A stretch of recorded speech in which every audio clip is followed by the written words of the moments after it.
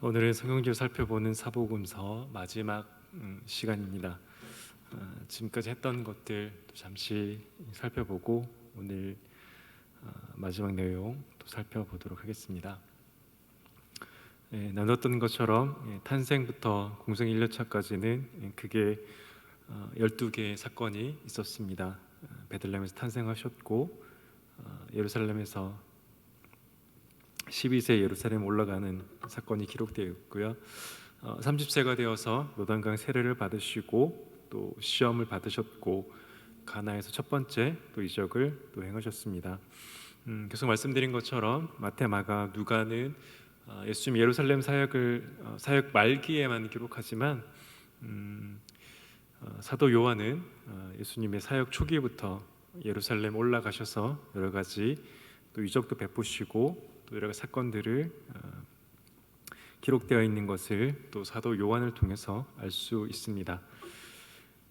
그래서 공생 1년차 마지막은 또 가버나움에서 귀신을 쫓아내고 베드로 장로의 열병을 고치시고 나병 환자와 또 중풍병자를 고치는 사건으로 끝이 나게 됩니다. 공생 1년차 사건 첫 번째는 또 예루살렘 올라가신 예수님께서 38년 된 또 병자를 치유하셨고 또 이때부터 예수님께서 안식일에 병자들을 치유하셨기 때문에 예루살렘과 갈릴리 두 곳 모두에서 안식일 논쟁으로 바리새인들이 예수님을 향한 적대감을 가지기 시작했습니다. 이후 주무대였던 가버나움에서 또 여러 가지 사역을 행하셨고 또 나인성에서는 죽은 과부의 아들을 살리시기도 하셨습니다. 갈릴리 바다에 풍랑을 또 잠잠하게 하셨고 또 이방인들이 살고 있었던 데가볼리 거라사 지역으로 가서 또 군대 귀신을 쫓아내기도 하셨습니다. 공생 1차 마지막 사건은 고향 나사렛으로 다시 가셨을 때 또 여전히 배척을 당하셨고 또 12제자를 파송하는 것으로 끝이 났습니다. 공생 3년차 상반기는 주로 갈릴리에서 예수님께 사역을 하셨습니다. 우리가 잘 알고 있는 오병이어 사건을 벳세다 지역에서 행하셨고 25번에 있는 것처럼 데가볼리 이방인 지역에서도 질병이어 사건을 행하심으로 유대인과 이방인 모두에게 생명의 떡 대신 자신의 모습을 드러내십니다. 이어지는 26번 막달라 지역에서 요나의 표적을 보여주심으로 자신도 죽으시고 3일 만에 부활하실 것을 드러내셨습니다. 28번 가이사랴 빌립보에서 베드로의 신앙 고백을 이방인 지역에서 가이사랴 빌립보 그 신전이 있는 곳에서 베드로를 통해 드러내게 하셨고 또 변화산에서 자신이 죽으실 것을 분명하게 드러내셨습니다. 공생 3차 하반기는 주로 예루살렘에서 여러 가지 사역들을 하셨습니다. 예루살렘 올라가신 예수님, 마태, 마가, 누가는 사역 후반기만 기록하지만 말씀드린 것처럼 사도 요한은 계속해서 예루살렘 사역을 주로 기록했습니다. 예루살렘 초막절에 올라가셔서 있었던 여러 가지 일들, 또 수전제에 일어났던 일들, 또 베레아로 잠깐 물러나시고 34번 베다니에서 죽은 나사로를 살리심으로 이제 유대 지도자들이 예수님 정말 죽이려고 하는 본격적인 시도가 시작되는 것이 드러납니다. 이 때문에 에브라임 지역으로 또 피신하셨습니다. 이후 다시 갈릴리로에서 다시 유다로 돌아오는 길에 사마리아 지역에서 10나병 환자를 만나셨고 그 중에 한 명만 주님께 돌아와 감사의 표현을 하고 또 영적으로 구원받는 것을 볼 수 있습니다. 이제 예루살렘 들어가기 전에 구여리고에서 부자 청년을 만나셨고 신여리고 지역에서 맹인 바디메오 그리고 세리장이었던 삭개오를 만나서 그의 집에 유하시고 또 그 집에 구원을 베푸시는 모습을 볼 수 있습니다. 이제 마지막 예수님의 일주일 사역이고요. 우리 지난주에 했던 내용 39번 토요일에 기름 부음을 받으셨고 40일 주일에 벳바게를 통해서 또 예루살렘에 입성하는 군중들이 예수님을 향해서 호산나라고 외치지만 곧 그들은 몇 주 후 예수님 십자가에 못 박으라는 군중으로 또 변하게 될 것을 나누었습니다. 41번 예루살렘으로 들어오신 예수님은 성전을 청결하게 하셨습니다. 마태, 마가, 누가는 후반부에 기록하지만 요한복음을 보면 예수님 사역 초기에도 이런 일이 있었음을 기록하고 있습니다. 화요일에는 예루살렘에서 종교 지도자들과 여러 가지 많은 논쟁을 하셨고요. 이때 마지막 때에 있을 심판에 대해서도 말씀을 하셨습니다. 그리고 수요일에 잠시 침묵하셨고 그 사이에 유다는 예수님을 배신할 그런 기회를 엿보고 있었습니다. 오늘은 44번 목요일 최후 만찬과 기도, 45번 금요일 고난과 죽으심, 46번 토요일 무덤, 47번 주일 부활, 그리고 부활하신 후에 갈릴리로 가시고 다시 감람산을 통해 승천하신 내용까지 살펴보도록 하겠습니다. 목요일에 예수님은 이제 우리 잘 아는 것처럼 마가의 다락방에서 최후의 만찬, 유월절 만찬을 드십니다. 마태복음 26장 17절 말씀, 무교절의 첫날에 제자들이 예수께 나와서 이르되 유월절 음식 잡수실 것을 우리가 어디서 준비하기를 원하시나이까. 마가복음 14장 12절도 말합니다. 예수께서 제자 중에 둘을 보내시며 이르시되 성내로 들어가라. 그리하면 물 한 동이를 지고 가는 사람을 만나려니 그를 따라가서. 앞에서 나누었던 이 물을 떠오는 곳은 실로암 못이었습니다. 예루살렘에서 물을 떠오는 곳은 이곳밖에 없었기 때문에 그곳에서 물을 떠오던 사람을 만났고 그곳이 우리가 잘 알고 있는 마가의 다락방입니다. 마가의 다락방에 위치하는 곳은 부유한 사람들이 살았던 곳으로 우리가 유추할 수 있습니다. 마가복음 14장 15절, 그리하면 자리를 펴고 준비한 큰 다락방을 보이리니 거기서 우리를 위하여 준비하라 하시니라고 말합니다. 많은 학자들이 말하는 것은 예수님과 예수님 제자들이 마지막 만찬을 했던 그 마가의 다락방과 유다가 종교 지도를 찾아갔던 그 곳이 50m 정도밖에 떨어지지 않은 매우 가까운 곳이었다라고 말하고 있습니다. 유다는 이곳을 찾아가서 예수님을 팔 것을 그들에게 제안을 했고 매우 가까운 곳에서 예수님은 제자들과 함께 마지막 만찬을 하신 것을 우리에게 보여주고 있습니다. 예수님은 이곳에서 마지막 만찬을 하시는 중에 제자들의 발을 씻기셨습니다. 요한복음 13장 4절 말씀, 저녁 잡수시던 자리에서 일어나 겉옷을 벗고 수건을 가져다가 허리에 두르시고, 당시 사람들은 샌들을 신고 있었기 때문에 어디 집으로 들어가면 발을 씻었습니다. 그러나 이것은 주인이 아니라 종이 했던 역할이지만 종으로 오신 예수님은 친히 제자들의 발을 씻기셨습니다. 그 중에 가룟 유다의 발도 씻기셨을 것입니다. 그러나 가룟 유다는 주님을 팔기에 마음이 분주했고 그 주님의 섬김을 깨닫지 못하고 끝까지 주님을 파는 일에 함몰되다가 나중에도 말하겠지만 스스로 목숨을 끊는 그 자리까지 나아가게 되는 것을 볼 수 있습니다. 말씀드린 것처럼 마가의 다락방 예수님은 유월절 식사, 즉 최후의 만찬의 식사를 하셨습니다. 그들이 먹을 때 예수께서 떡을 가지사 축복하시고 떼어 제자들에게 주시며 이르시되 받아서 먹으라, 이것은 내 몸이라 하시고 또 잔을 가지사 감사하기도 하시고 그들에게 주시며, 우리가 성찬 때에 떡과 잔을 먹고 마시는 것처럼 예수님 제자들과 이곳에서 마가의 다락방에서 마지막 최후의 유월절 만찬을 하셨습니다. 그리고 이를 통해 자신이 생명의 떡이고 자신의 또 보혈을 통해 우리가 구원받음을 그 제자들에게 보여주셨고요. 특별히 예수님께서 이후에 겟세마네로 이동하게 되시는데 그 이동하기 전에 약 2시간 동안 예수님 제자들에게 한 그 권면의 말씀이 요한복음 13장부터 16장까지 기록된 말씀입니다. 매우 많은 분량이지만 그 짧은 시간에 정말 제자들에게 필요한 말씀을 하시는 것이 요한복음 후반부에 기록되어 있는 말씀임을 우리가 알 수 있습니다. 이제 예수님은 이제 마가의 다락방을 나와서 겟셈마네 지역으로 이동하게 되십니다.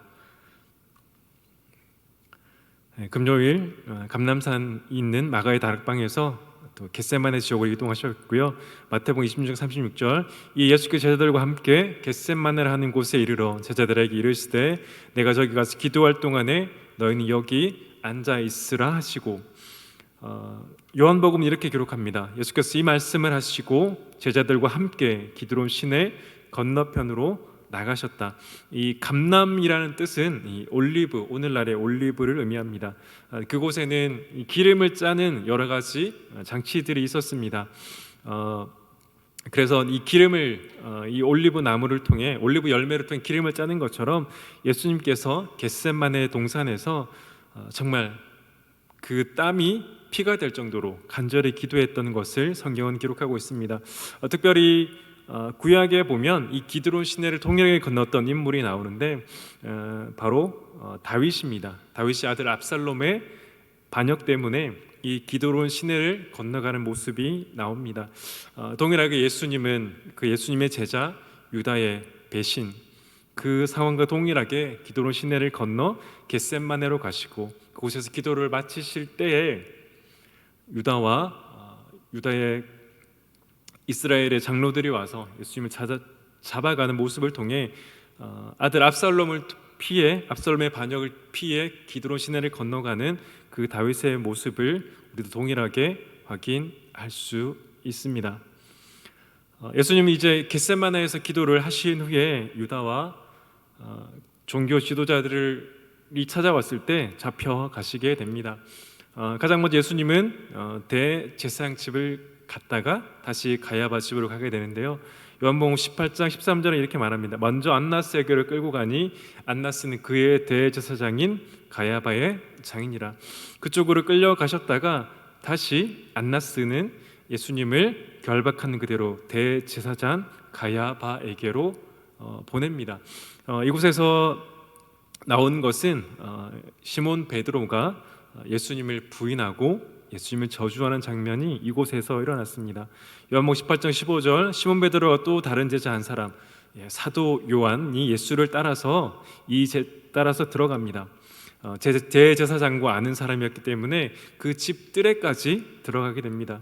누가복음은 또 이렇게 기록합니다. 주께서 돌이켜 베드로를 보시니 베드로가 주의 말씀 곧 오늘 닭 울기 전에 내가 3번 나를 부인하리라. 주님께서 베드로를 보실 정도로 매우 가까운 거리까지 이 베드로와 사도 요한이 신문 받으시는 곳까지 들어갔던 것을 알 수 있습니다. 예수님이 예고한 것처럼 베드로는 주님을 부인하고 주님의 말씀이 생각나서 심히 통곡하는 베드로의 모습을 확인할 수 있습니다. 이제 예수님은 이 가야바의 집에서 사내들인 공회로 다시 끌려가시게 됩니다. 요한복음 18장 28절 그들이 예수를 가야바에게서 관정으로 끌고 가니 새벽이라고 말합니다. 그럼에도 그들은 예수님의 죄를 찾아내지 못했습니다.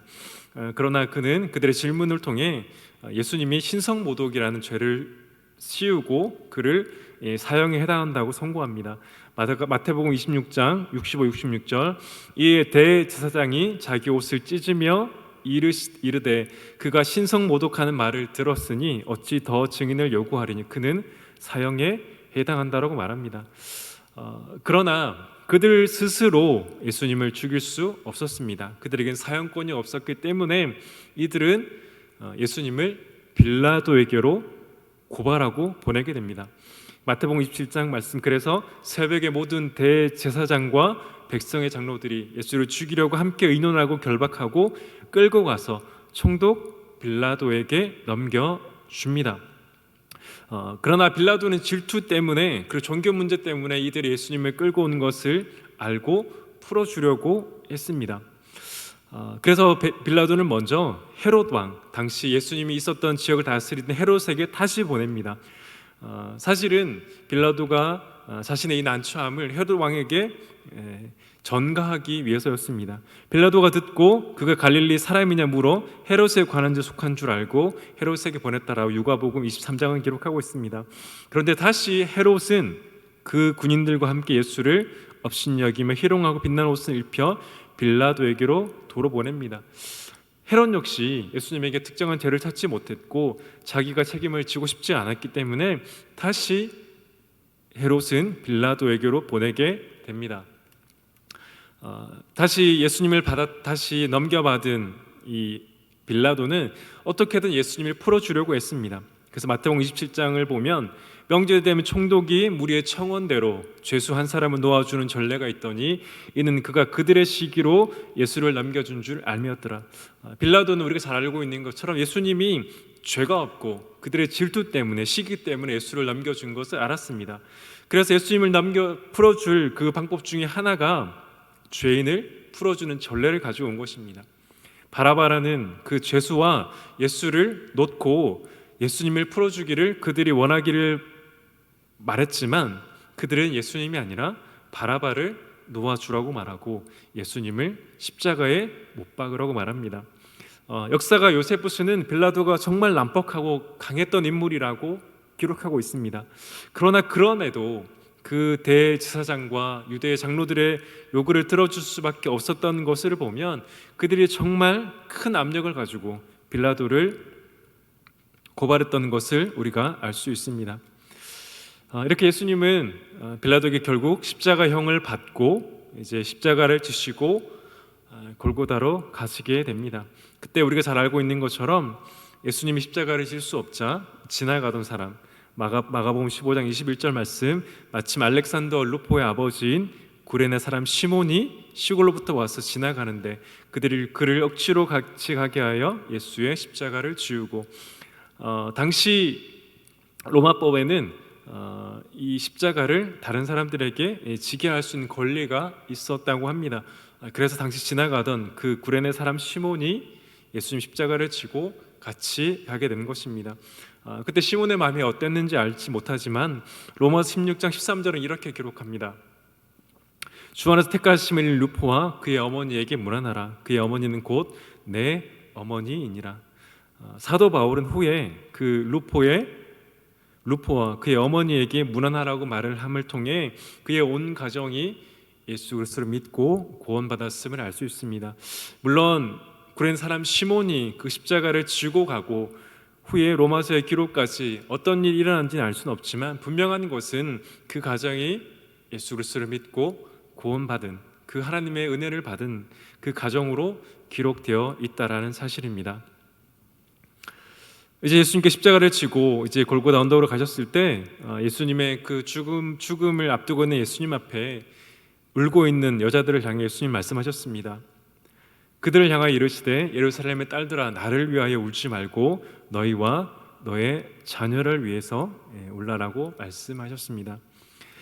그리고 예수님은 그 죽음의 순간까지도 사람들의 희론과 여러 가지 많은 수치와 모욕을 당하셨습니다. 그때 예수님은 이 십자가에서 가상칠언, 즉 기도를 올려드렸습니다. 아버지 저들을 사하여 주옵소서. 자기들이 하는 것을 알지 못함이니이다. 내가 진실로 내게 이르노니 오늘 내가 나와 함께 낙원에 있으리라. 여자여 보소서 아들이니이다. 보라 내 어머니라. 엘리 엘리 라마 사박다니. 내가 목마르다. 다 이루었다. 아버지 내 영혼을 아버지 손에 부탁하나이다. 예수님이 이렇게 말씀하시고 영혼이 떠나시고 죽게 됩니다. 그때 지진이 일어나고 죽은 자의 부활이 일어났다라고 성경은 기록하고 있고요. 또 성전의 휘장이 찢어졌다라고 말하고 백부장은 이 사람이 진실로 하나님의 또 아들이었다라는 그런 고백을 하는 것을 알 수 있습니다. 이제 예수님은 죽으셨고 이제 무덤에 묻히시게 됩니다. 마가복음 15장 46절 요셉의 세마포를 사서 예수를 내려다가 그곳으로 싸서 바위 위에 판 무덤에 넣어두고 돌을 굴려 무덤 문에 놓았다라고 말합니다. 또 니고데모도 일찍 예수께 밤에 찾아왔던 니고데모도 몰락과 침향 섞은 것을 100리트라쯤 가지고 왔다라고 말합니다. 요셉과 니고데모는 예수님의 모든 제자들이 12제자들이 떠나갔음에도 불구하고 이들은 예수님의 그 장례를 위해 자신이 1년에 한 번 먹는 그 유월절 식사마저도 포기하고 예수님의 장례를 치른 숨겨둔 제자였음이 드러나고 있습니다. 그리고 예수님의 숨은 제자들 니고데모와 요셉, 아리마대 요셉, 그리고 예수님 끝까지 따라왔던 그 여인들, 그에 비해 유다는 자신이 예수님 팔았던 그 은을 성수에 던져넣고 물러가서 스스로 묵며 죽는 회개하지 않고 자신의 목숨을 마감하는 그 그 가룟 유다의 모습과 대비됩니다. 물론 예수님의 12 제자 중 가룟 유다를 제외한 11 제자 역시 주님을 떠나 도망간 그런 모습이 예수님 드러나고 있습니다. 이제 토요일에 예수님은 무덤에 계셨고 수요일에 우리가 잘 알고 있는 것처럼 부활하십니다. 마태복음 28장 1절 말씀, 안식일이 다 지나고 안식 후 첫날이 되려는 새벽에 막달라 마리아와 다른 마리아가 무덤을 보려고 갔더니, 그 마가복음 16장 6절 말씀, 그가 살아나셨고 여기 계시지 아니하니라, 보라 그를 두었던 곳이니라. 주님께서 말씀하신 것처럼 십자가 달려 죽으시고 3일 후에 부활하십니다. 그리고 엠마오로 가는 길에서 그 제자들에게 구약 성경의 말씀을 통해 자신에 대해서 또 증명하신 것을 우리에게 알려주십니다. 이제 예수님은 부활하신 후에 다시 갈릴리로 가셨습니다. 죽으시기 전에 제자들에게 말씀하시는 것처럼 마태복음 26장 32절, 그러나 내가 살아난 후에 너희보다 먼저 갈릴리로 가리라. 제자들은 주님이 돌아가시고 난 후에 그들이 이전에 했던 물고기 잡는 또 어부의 삶을 살기 위해 다시 갈릴리로 돌아가셨습니다. 그리고 그곳에서 제자들을 다시 만나시고 그들을 회복시켜 주십니다. 특별히 예수님 3번 부인했던 그 베드로를 직접 만나시고 다시 내가 나를 사랑하라는 그 질문을 통해 베드로를 회복시키시고 초대교회 가운데 귀하게 쓰임받는 지도자로 부르시는 것을 알 수 있습니다. 이제 예수님은 후에 부활 후에 40일 정도 제자들과 함께 하시다가 감람산을 통해 승천하시고 이제 다시 오실 것이라고 말씀하는 것을 볼 수 있습니다. 예수님의 마지막 일주일 사역은 정말 짧은 기간이었지만 정말 많은 사건들이 그 예루살렘에서 일어났고, 특별히 마태, 마가, 누가의 후반부의 기록, 요한복음의 후반부의 기록은 이 짧은 기간을 일어난 모든 일과 가르침과 사건들을 기록한 것을 우리가 살펴보았습니다. 지금까지 12주 동안 이 사복음서로 살펴보는 이 성경 지리를 함께 나누어 보았습니다. 지도를 그려가며 나누었으면 더 좋겠지만 또 그런 환경이 허락되지 않아서 강의를 듣는 가운데 쉽지 않으셨을 수도 있습니다. 이 강의를 한 이유는 우리가 말씀을 읽을 때 당시의 지리와 환경과 여러 가지 배경들을 알고 읽을 때 하나님 말씀이 더 풍성하게 우리에게 다가올 수 있기 때문입니다. 더 궁금하신 분들은 이에 관련한 또 책도 있고 많은 강의들이 있으니까 또 찾아보셔서 성경을 읽는데 더 풍성하게 도움을 받으셨으면 좋겠고요. 처음부터 만들어진 영상들이 있으니까 하나하나 천천히 다시 한번 살펴보셔도 좋을 것 같습니다. 그래서 말씀을 읽을 때 또 하나님이 주시는 또 그 지리와 여러 가지 문화적 이야기들을 통해 하나님 주시는 또 귀한 풍성한 또 은혜를 깨달으시기를 간절히 소망하며 성경지를 살펴보는 사복음서 12주의 강의를 마치도록 하겠습니다.